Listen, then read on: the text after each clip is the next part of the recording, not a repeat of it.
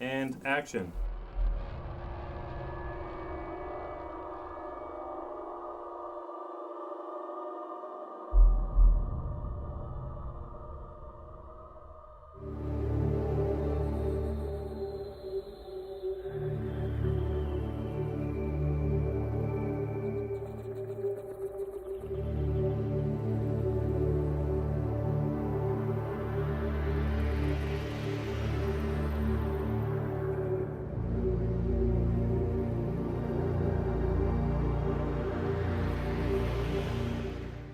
This is all about Martin's story.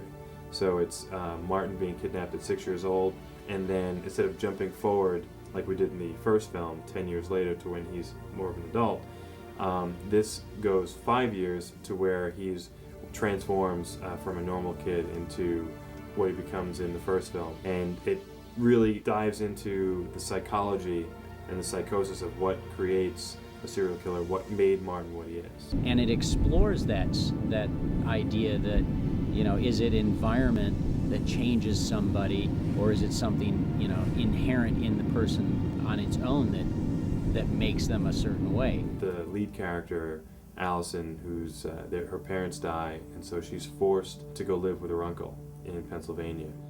Her uncle happens to live in the same area that Graham Sutter's place is. She's precariously close to these murders that are taking place that nobody's aware of. At that point, you have her discover Martin as a young boy.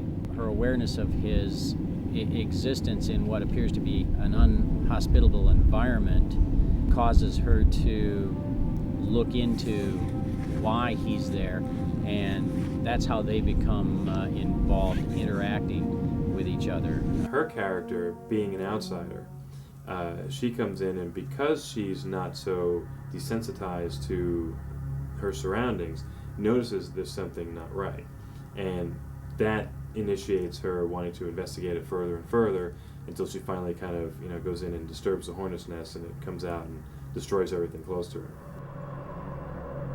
They all come in contact with Graham Sutter, who is a central character in this and was only a reference character really in the first film.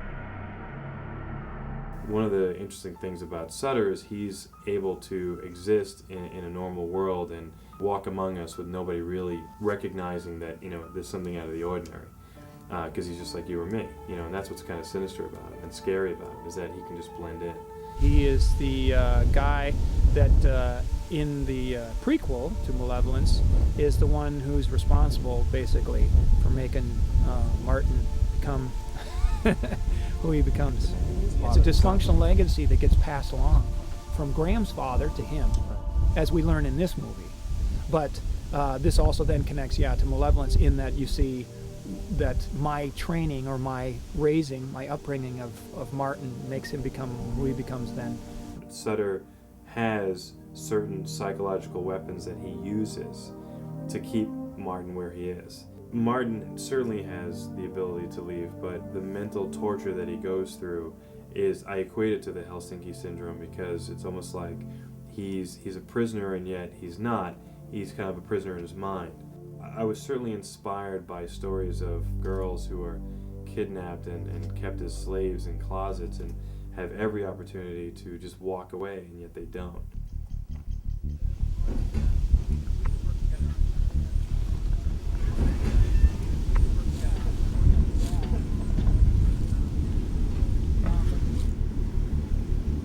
I don't want to try and put you in a box. I just want to kind of wind you up and let you go. Well, that's good. I feel good. I feel very comfortable with that. Good. And then if you know anything you want to change, that's what we're there to play with. Cool. I think. Cool. You know.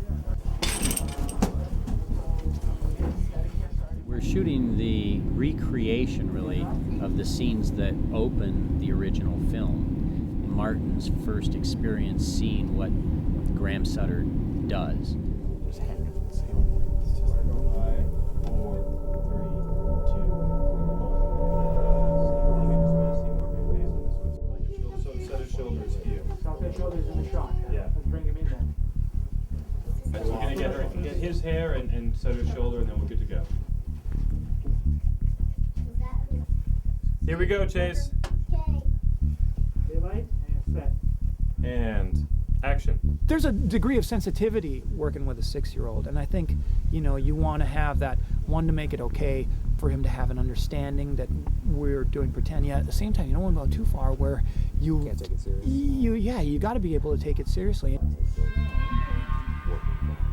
But I don't want him to be scarred. That's not good.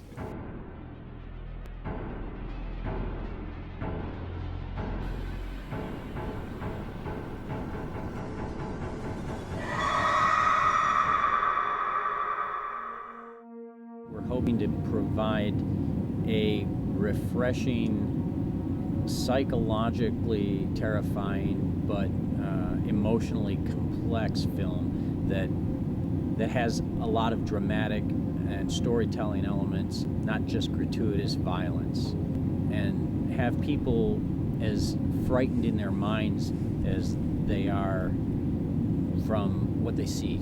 I think it will be a terrifying ride for them, more so than an ordinary horror film, because people will relate to the monster as a victim as well, and that's what makes it really scary. The more you can relate to the bad guy, the villain, the monster, the scarier it becomes. If I achieved anything with this film, it would be to introduce people back to horror films with storytelling as the primary goal. And it's a lofty ambition, but that's what I'm trying to achieve. And if it's just, you know, if they just get a few scares out of it, then they do. But that's my ultimate goal with it.